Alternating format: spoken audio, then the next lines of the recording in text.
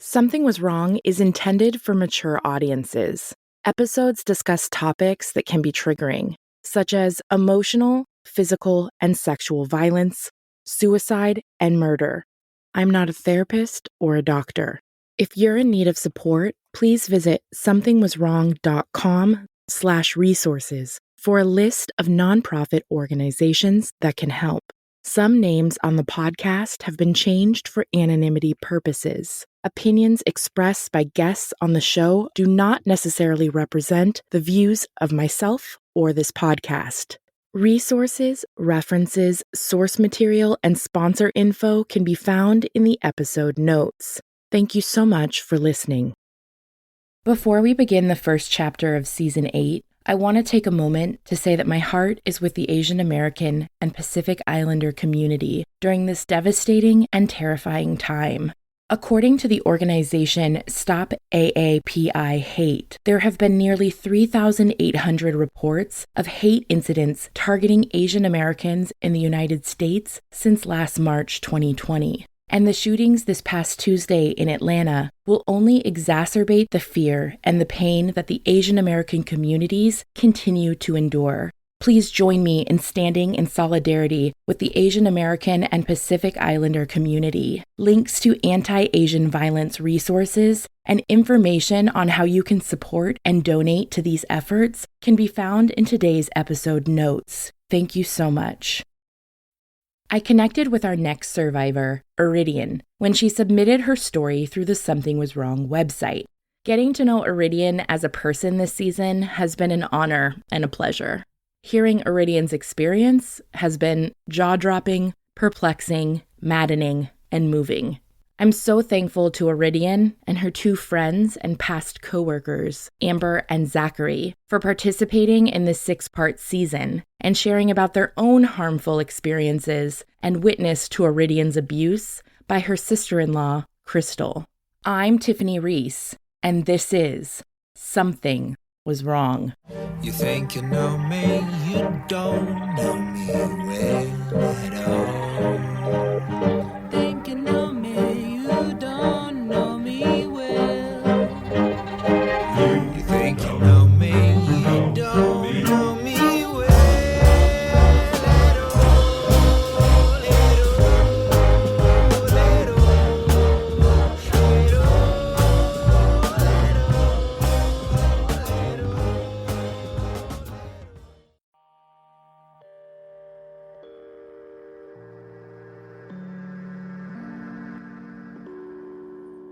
My name is Iridian. My friends actually call me Rids. My pronouns are she, her, and I'm 25 years old. I'm of Hispanic heritage, although I am very white passing. I'm the eldest of 3. My partner Ben and I live in our sweet little home in the Midwest with our pets.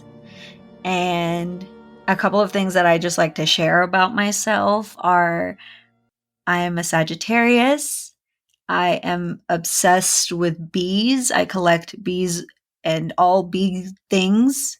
I also do collages in my free time, and I am very much an extroverted introvert. Here's Iridian's friend and previous coworker, Amber. I met Iridian about 5 years ago when I moved to Arkansas. We actually taught preschool together here locally. And we became pretty good friends. She's a couple years younger than me, but she's a great listener. And I always said a great way to get to know somebody is to see how they interact with children. You know, not just one child at their best, but a classroom of 15 4-year-olds. And so I felt like I was able to really get a sense of her personality. And we did. Again, we became good friends. I would describe Iridian as a quiet person, maybe as more of a listener than a talker. I myself am very talkative, very quick to intercede in conversations and share my opinions. Whereas Iridian is way more, take it all in, listen to both sides. She's very soft-spoken and has a very kind heart. I would describe Iridian as not quick to anger, but she definitely has some very strong morals And I think that's what I've always liked about her. Here's Iridian's friend and previous coworker, Zachary. I am 22 years old. I'm about to turn 23 in May. I am part of the alphabet mafia, as they say. LGBTQIA+, I think is what we're at now. Oof. And yeah, I would describe Iridian as a person would be, she's very honest, she's very kind. A lot of people would describe me as like shady or sassy or whatever. And she is very like the opposite of that. Like, I don't think I've ever heard her say a negative thing about anyone or have a bad reaction to anyone ever. Here's Iridian. I currently live with my boyfriend, Ben, and our 3 dogs. My boyfriend and I have been together for just over 5 years. So we're pretty integrated in his family. And I met his family about 5 years ago as well. So it's been a little while. My boyfriend, his name is Ben, and he's got 2 siblings. So his brother Grant is just like a year or so, a year or 2 older than him, and then his sister Lindsay, who is about 8 years older than him, and then there's his mom as well. And Crystal is married to Grant. My boyfriend and I, we're very similar to each other. We're both like mid to late 20s, early 30s at this point. But when we met, we were much younger. And he comes from a family that's rather small, his nuclear family. It's just his siblings and his mom. And that was very similar to my own family. I come from, 2 younger brothers and my mom. And so we connected a lot with that. That's how we kind of began to understand each other.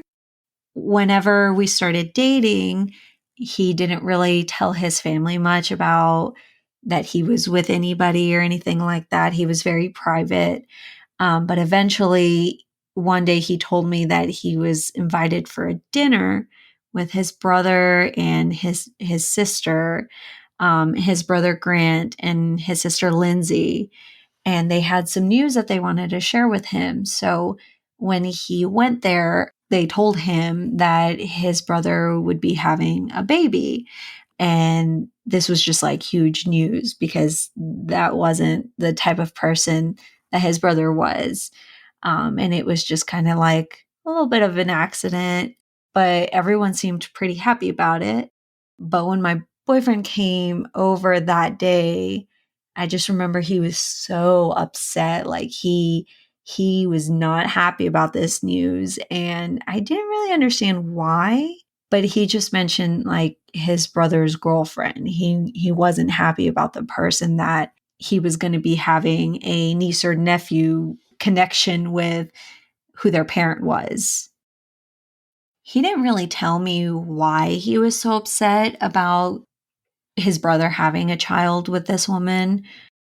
He just kind of kept to himself about it and mentioned not so much that his brother was like young, and he just more made it seem like it was so irresponsible. But I could kind of tell that like him saying it was irresponsible wasn't so much the pregnancy, but like who it was with. So my boyfriend is the youngest of 3. His brother's only like a year or 2 older than him. So they're very, very close. And as time went on, he eventually kind of opened up to me about why he was so upset. And he noticed like this was a sure deal. They're going to have the baby, they're going to keep the baby. And he started telling me about his experience. So his brother's girlfriend, Crystal, all 3 of them went to school together. Him, my boyfriend, his brother, and Crystal.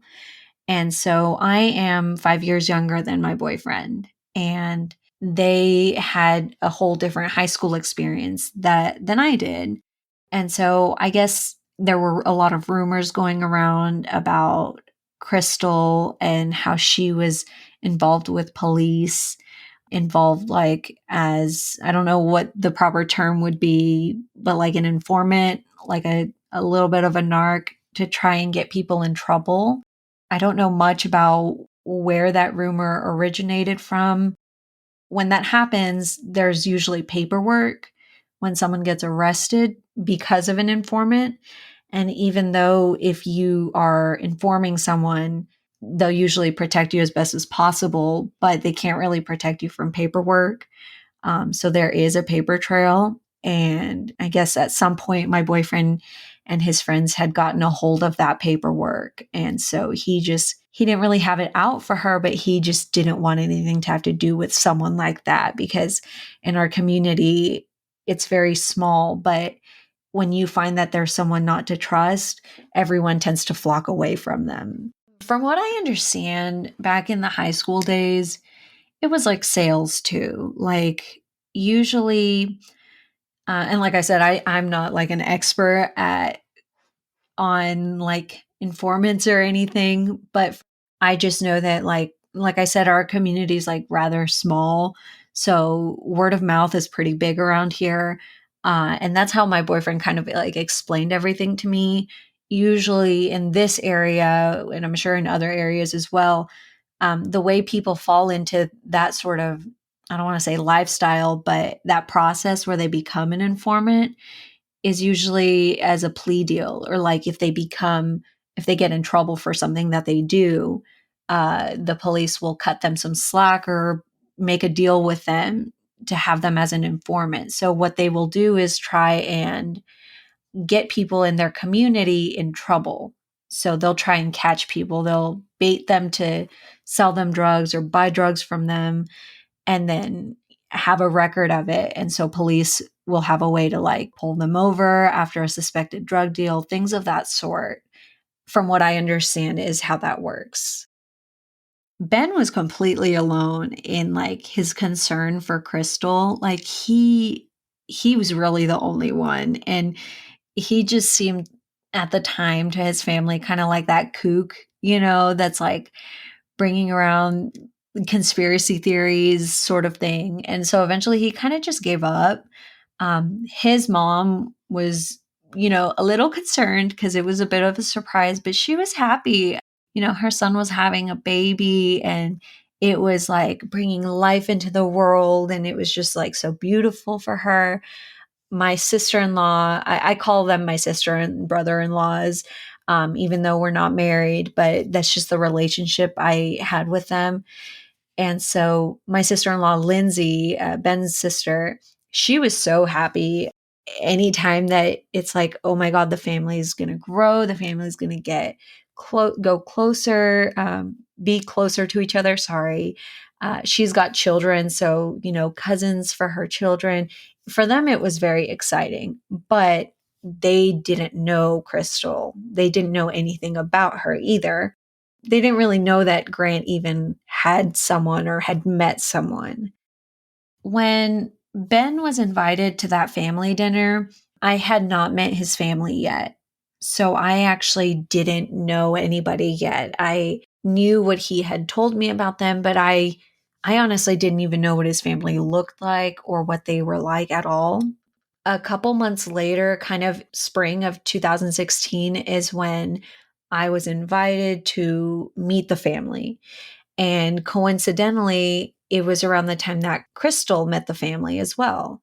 So she had met them maybe about a month before I had, but it wasn't like a big family gathering. It was very in passing sort of thing.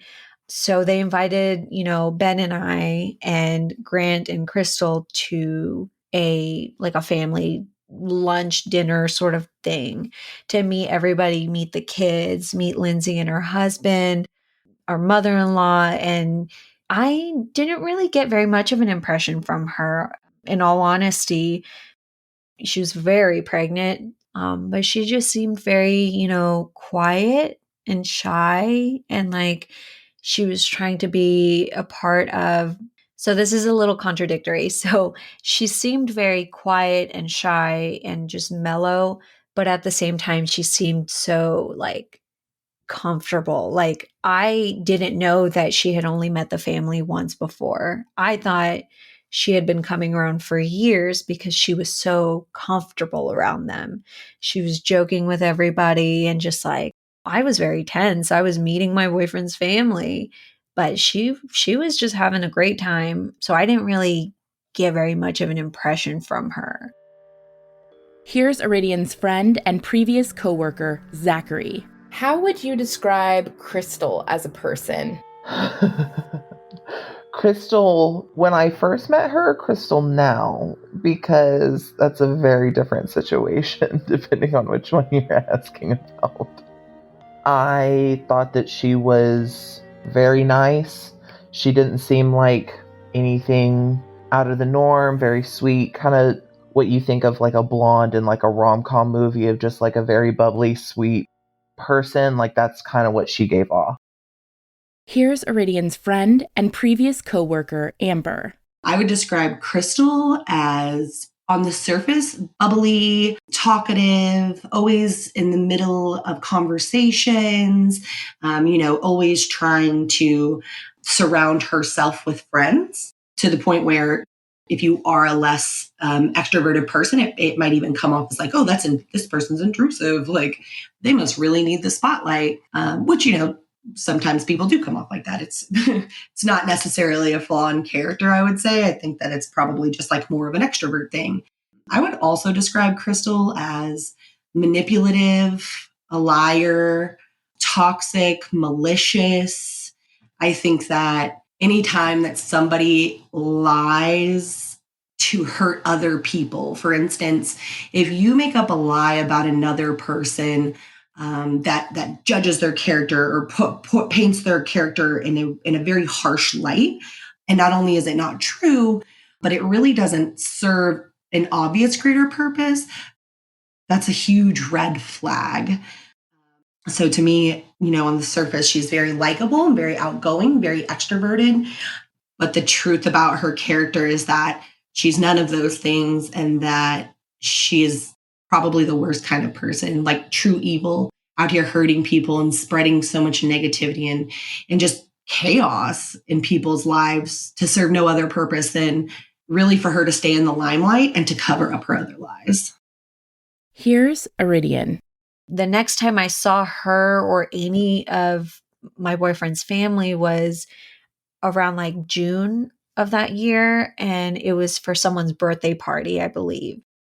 It was all the adults, and she was like letting loose a little bit, no, she wasn't drinking because she was pregnant, but everyone was like drinking a beer and having fun, and it was just very like relaxed. And she was very like, oh my goodness, we're going to be sister-in-laws, like let's get to know each other. I remember we like took some selfies, and that's it. Like we didn't really have any time to talk about anything. So even then, my impression from her was just very like, oh, she seems nice. Like she is very different from my friends and the people I typically have made friends with. So in my own mind was like, I don't know her very well, but I think we might be family. So we should get to know each other and be friendly. Here's Amber. Right after leaving the preschool, I took a job at a call center through a temp agency. I quickly became management at the temp company. And in the second year, or the first year actually, that I was with the temp company, we hired a team lead, Crystal. She came on right before I got promoted again to become her boss. I would describe Crystal at work as friendly to the point of like being overly friendly. At the temp agency that we worked for, most of us were in the our late 20s, early 30s. Whenever Crystal started, it was a very small group of us, and we all had the same work ethic in the sense of we weren't overly friendly with agents. Our agents were agents, our jobs were our jobs. When Crystal came in, it was very quickly apparent that that wasn't the way that she wanted to manage or thought she could manage. And in a temp agency, whenever you are actually staffing for a large corporation, it's actually even harder and probably more detrimental to our success to have those kind of management styles where you're fraternizing with your agents. And so very quickly on, Crystal had to be, kind of sat down and told, hey, this is why you're not allowed to hang out with agents outside of work. This is why, we have these kind of strict rules about this. We totally understand you wanting to support your agents and be there for them, but there is an appropriate way to do that. So one of the very first things I remember about working with Crystal is that she was overly friendly with male agents. And her having to be rebuked, sat down at work, to which to me was so embarrassing because I was like, I literally couldn't even imagine. There was no boundaries for her. And so once I got promoted and I was her boss, not her peer, I remember Crystal being very eager to please. I think that when we were peers, Crystal saw me much more as an adversary. I think that in her mind, any other intelligent female, young female, successful female was a threat. I don't go to work for drama. I'm a single mom. I don't have time for all that. But after I became her boss, all of that went away very quickly to the point where it was like obsequious. And I don't think I really thought about it at the time because I myself am not a manipulative person who has like other intentions. I'm not saying we don't all brown nose our bosses sometimes, but not to the point of trying to insert yourself in their lives. So working with Crystal when she first came on it was like hard trying to get her to understand boundaries with our, agents. And then afterwards, when I was her boss, her focus went from on the guys at the call center then to me. For instance, she always wanted to bring me coffee, or, if she was going on lunch break, she'd say, oh, do you need anything, Amber? Do you need a drink? Do you need any food? I got it. I can pay for it. Which to me, I was like, no, I'm your boss. Like, that's another boundary. Here's Zachary. So Crystal and I actually met through a third-party company that works for the call center that we all worked for. And I actually met Crystal in training. She had just become a new supervisor, TL is what we call them, team lead. And majority of my class was going to be going to her team. After their training, they do a graduation. So we all moved to our desks. I happened to be on her team as well. If you had asked me back then, I would have said we were very close. Her and I spoke on the phone probably 4 times a week. We went to lunch together at work. We were very friendly. Like other TLs literally were like, this is probably kind of an inappropriate relationship, how close you guys are. She shared a lot of things that I thought were very personal, and I did the same because I thought that we were friends. And that's what, in my book and how I was raised, that's how friends act towards each other.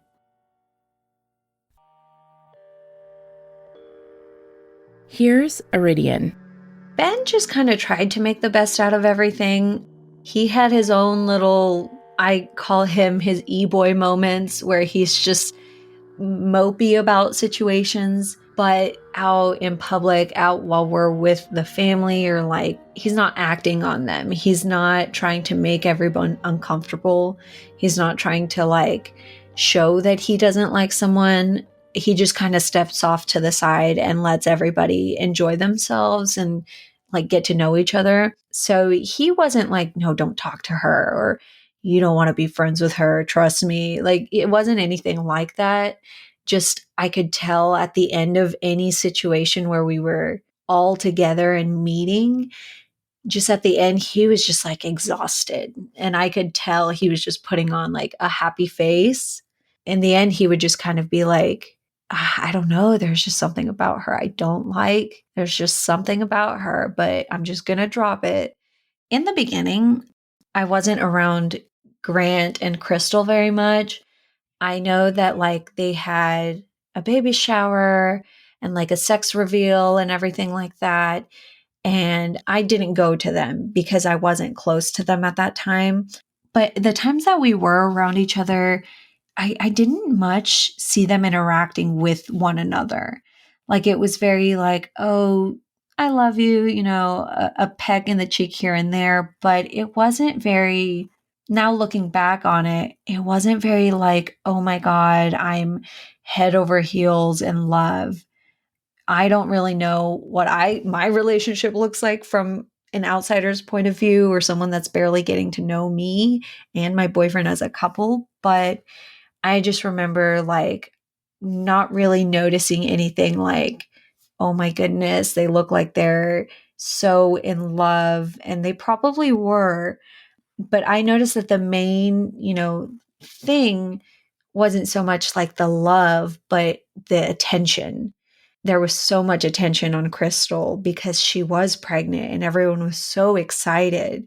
And so she was very much, her and her husband or boyfriend at the time were very much like the center of the family's attention in a very endearing and loving way.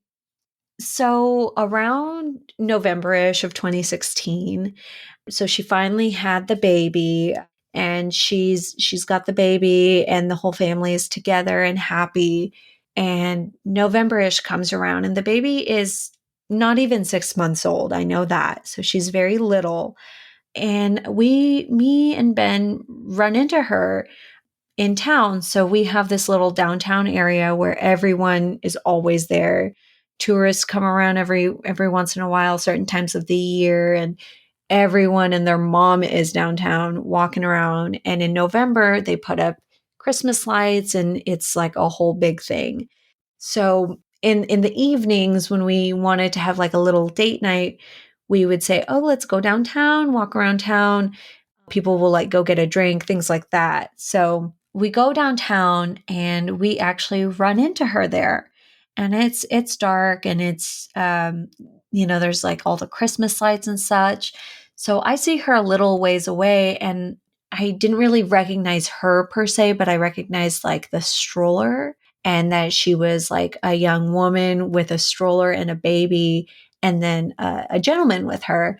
So I kind of mentioned to my boyfriend, like, isn't that, hey, that's Crystal. That's, and there's your niece. She's got your niece. And he just said, like, oh no, I don't think that's her. He said, that's not Grant. And then we get a little bit closer and I'm like waving at her because I'm just like excited to see people that I know. And she was very surprised to see us, but just said hi, like a little bit flustered, like she didn't really understand what was happening. It was kind of like she was getting caught doing something, but she didn't want to make it seem that way. So she just kind of played it off like, oh my goodness, I didn't expect to see you here. And she was with some young gentleman that they went to school with. I don't know this person at all. My boyfriend did know him like by name and everything. So when we walked up, he just said, hello, like, it's really strange seeing you guys here. Like, what are you guys up to? Sort of thing. I just remember, like, for me personally, I didn't really pay attention to the conversation. I just more drifted towards the baby because I was excited to see the child, and drifted more towards making conversation with Crystal. In my own eyes, I genuinely thought that Ben was just catching up with an old schoolmate. Like, I didn't realize that they were having like a real conversation. I just was having a conversation with Crystal. And so I just remember we all walked together to her car and she put the baby in, but left the door open, and like they all just lit a cigarette. And I know people smoke and that's fine. I'm not a smoker personally. I have asthma, but for me, it just like rubbed me so wrongly that she had a 6-month-old that was so little, and she just like stuck her in the car and left the door open and started smoking a cigarette by the open dark car door. And I just in my head was like, oh my goodness, that smoke cannot be good for the baby. Maybe I'm overthinking it. I'm not a parent. I have no idea. But eventually I was like, maybe it's cold. Don't you think it's cold? And she just like stuck her head in the car, turned it on, and then shut the door and, let the baby be in there by herself. And in the meantime, she's distracted trying to pay attention to Ben and this guy's conversation. So I guess their conversation went a little bit like, what are you doing here? And the guy that was with her said something like, dude, don't tell Grant that I'm here. Don't tell him that I saw you with Crystal, that I was with Crystal alone. My boyfriend was just like, okay, it seems really sketchy that you guys are here together. What's going on? You know, you've got my niece with you who's like just a few months old. And he goes, no, man, it's not like that. I'm not like on a date or anything with her. She was just getting me something. And my boyfriend later on told me this, not while we were there, but we get home and he's like so upset and like just annoyed. And he's like saying, like, there's something about that girl and I knew it. She like hasn't changed. She is really sketchy. And he just tells me, like, I'm pretty sure she was dealing drugs while she has her small, like less than 6 month old baby with her. And he's like, that's really messed up. And the guy was just like, you know, when they were together talking, the guy was just like, dude, please don't tell your brother. Like, I don't try and beat me up or whatever. So Ben in the end was just like, dude, it's not even any of my business. I think when a child is involved, like, it should be anybody's business if the child is in danger. But I think in his eyes, like, he didn't really connect two and two, like, right at that moment. He was like, I'm not really sure what's going on. And the reason why he thought like maybe she's dealing drugs is because she constantly mentioned to everyone in the family that she was having to go back to the doctors a lot after having the baby, that she was having a lot of postpartum medical issues, whether it be from stitches or something like that, an infection. I'm not really sure, but I just remember her saying that she was getting medication over and over again.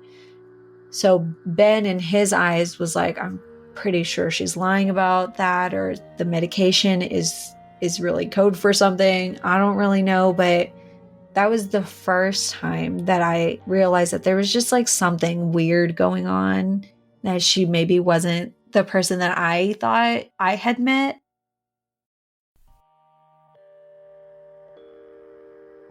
Here's Iridian's friend and previous coworker, Amber.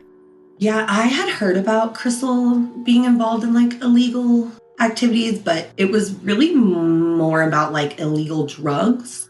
She always talked about it so comfortably with us at work because she would say that it was for her seizures or she had pain. And so she did these things, but it was also no secret that she sold these things at work. With that being said, it was all hearsay. It was never anything that we could prove. And so we didn't have really any ability to act on it, but it was definitely something that was like known, like to the point where our boss had to be aware of that because of the overall contract could have been affected. If those rumors were found out to be true, or even if they like just got to the wrong person, which they absolutely could have, because in work environments like that, it's just like high school. It's just a big gossip mill. And that can be like one of the really dangerous things for people like this, is that people do talk. You can say as many negative things as you want about Sarah, but if somebody overhears you and they're actually friends with that person, your whole flimsy ass house of cards is going to come falling down. I mean, that's like what's happening now. Here's Iridian's friend and previous coworker, Zachary. Around that time is also when Amber got moved from like being TLs to pretty much like running the operation. Crystal at this point was telling me things about Amber and being like, oh, Amber's such a bitch. Like, you guys don't know. She's so two-faced. She's awful. Da da da da da. And then she would like go out and smoke with Amber or things like that. Seemed cordial with her. The thing about my friendship with Crystal was that we never like hung out in person. Like, we did probably 3 times total, and one of them was like, 2 of them were like, we went out to dinner somewhere. Like, it was never like kind of a normal friendship to where, you go over to your girlfriend, like your friend's house, and like just hang out on their couch and watch TV and all that. We never did that. It wasn't like she couldn't come over because she would always say that, I have my daughter, or, I can't tonight because I have something going on, blah, blah, blah, blah. So we would talk on the phone. We texted a lot, but it was never one of those friendships of like, hey, just come over anytime and just, sit on my couch and we'll just watch TV and whatever. So when me, Crystal, our other friend, like when everyone moved over to this new building, I got taken off Crystal's team and put onto another person's team. At that same time, that was when the rumors had started. Crystal and I were still talking. We weren't like we talked on the phone every night and did things like that. But at this point, we didn't really like go to lunch together or do anything like that anymore. That was when she really started kind of kissing up to Amber, and it really kind of confused me and our other friend because we're both very loyal in that. So if you're talking trash and saying that this person is an awful person and she's nasty, she's horrible, she's a backstabber, she's a bitch, da da da da da, telling us that she's saying things about her and I, like we were confused as you know what, because we're like, how are you hanging out with this person that you're saying is not only talking trash about you, but talking trash about us that are your other friends? She always just kind of brushed it off as like, she's my boss. I have to be cool with her. Like, I don't want the drama. Like, she would turn it around on like me and our other friend and be like, y'all are just being dramatic and trying to start shit and have problems with everyone and blah, blah, blah, blah, blah. But for us, we were like, dude, like, you're literally telling us that this person is like next to spawn a Satan level evil. And that was when it really kind of started showing like her fake side. Something's not adding up, and I don't understand what's happening. Here's Amber. Having somebody like Crystal in the office is, looking back in hindsight, is nothing but trouble for one of two reasons. One being that when you have a lot of people doing a hard job, for instance, taking calls from customers, upset people in general, that is already an overwhelming energy. And so whenever you have all of that going on, everybody has to be at their best all the time. And by that, I mean, there isn't a whole lot of room for drama. When you're trying to get people to have real life in real time skills with other human beings that affects a company's bottom line, there isn't any room for us to be distracted. And so just from like a business standpoint, like if I owned this company or if I owned the temping agency, that kind of person would be my worst nightmare, because all they're there to do is soak up attention and spread. And I think of it as like a web of lies and deceit to compound that attention and aim it towards them. And then I'd say it's terrible for the second reason, the most obvious reason, which is, and ties into the first, which is it causes so much drama and problems. And whenever you have a person like Crystal, there's very few people that she thinks she cannot do this to. So I think she very quickly caught on that myself and one of my other coworkers, we weren't as susceptible to it. And so she was going to have to work a lot harder. And so it seems like she kind of just left us alone. Whereas people that she had power over, directly her agents, are other younger female members of leadership who, some of them were just 19 and just finished their associate's degree and were coming into their first leadership position. And it was so easy for her to exert control over them because not only does she have power over her agents, the power to say, oh, well, if you don't do this, then I can make life a living hell for you. Or just that loyalty that comes from like, oh, my boss is being so cool to me. Oh my gosh, my boss wants to go and have lunch with me. You're going to think that person likes you more than they do. And that's the intention. So that if you hear something bad about her, of course, you're not going to believe it from that other person. This person likes you. They've been so cool to you. And looking back, it was so toxic to the point where we lost good members of leadership because of Crystal's lies and schemes. Here's Zachary. So I was fired in February of 2018. So we moved to the call center in New Year's, and I had been fired like right before Valentine's Day, which, of course, that's a great way to spend that holiday, alone and fired. So what happened was, I at this point had been there one of the longest. The whole goal of was really for you to come on, learn about the program, learn about what, the call center is about, and then transition to the other company. Now, keep in mind that I'm still cool with Crystal, but we're not like friends anymore. Now, looking back on it, I realized that she really just kind of didn't need me anymore. Like, she had nothing really to do with me or my progress, and she couldn't really use me to get to Amber because I was like, dude, I'm not picking a fight with someone that you're not going to fight. Like, that's not how this works. So I really think that she just kind of realized that her and her other friend, like, that we weren't useful anymore, if that makes sense. The thing about the callers that we were getting is we worked for a large corporation and one of the world's largest retailers. So it is very hostile, I'm very Karen-ish of just, you're going to give me what I want. And if not, I'm just going to scream at you. So what I remember happening was this customer was screaming at me. I was calling the store that he was in to see if I could fix the issue. And when I put him on hold, I said, son of a bitch, under my breath. Not to the customer, not anything in regards to it. So someone had told someone else on me, is what I got told pretty much. And so I got pulled into an office and got fired.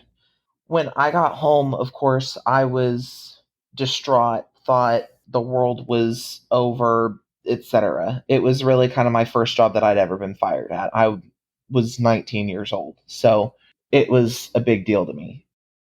I called Crystal that night and I asked her, like, I don't understand what happened.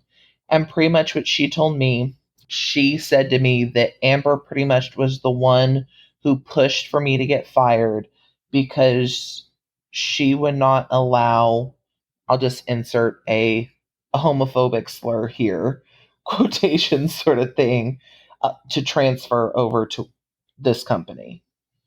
And that broke me even more because that was kind of my first, like, I still now have never experienced real, like, situations to where that has ever affected my job work. Like, I'm a very hard worker.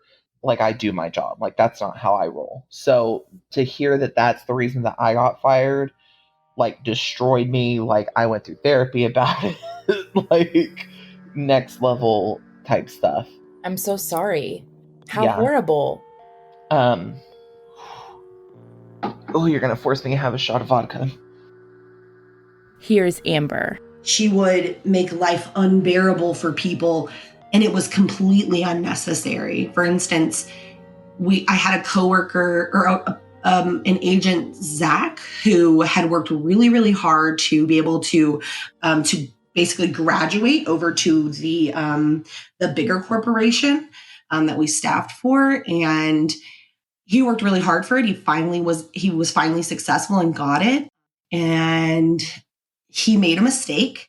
And it cost him his job and it cost him his transition. And it was really heartbreaking because we knew how much he wanted it. We knew how hard he had worked to improve himself in the job. And as a person, he was really young. I think he was coming right out of high school. But she proceeded to tell that person after they lost their job that I had personally gotten them fired, made up everything about the call that he had gotten in trouble for.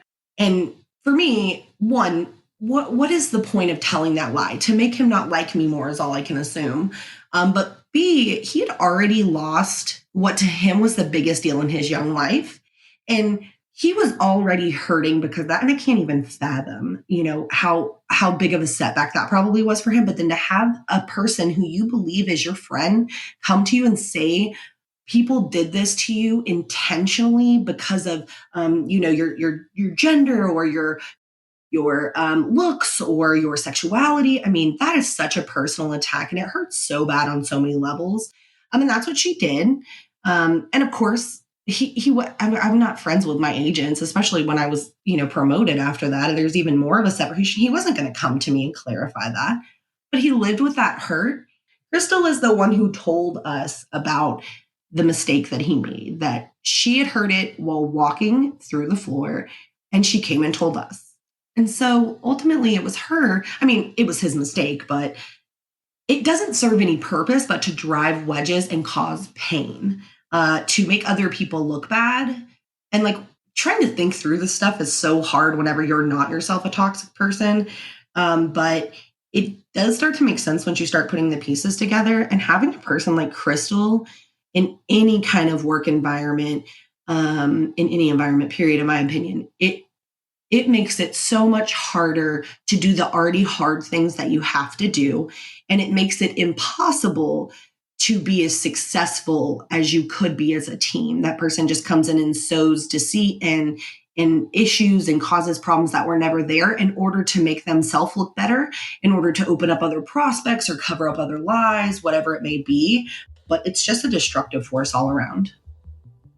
This season on Something Was Wrong. And when I tell you it blew my mind, like when they show like the mind blown gif, it doesn't even compare. Like, it seemed like she just found out something, like she was watching a soap opera. Like, I can't believe this. And to be so bold and so confident to do all of these terrible things, I can't imagine a line Crystal wouldn't be comfortable crossing on anybody. You think you know me, you don't know me well at all.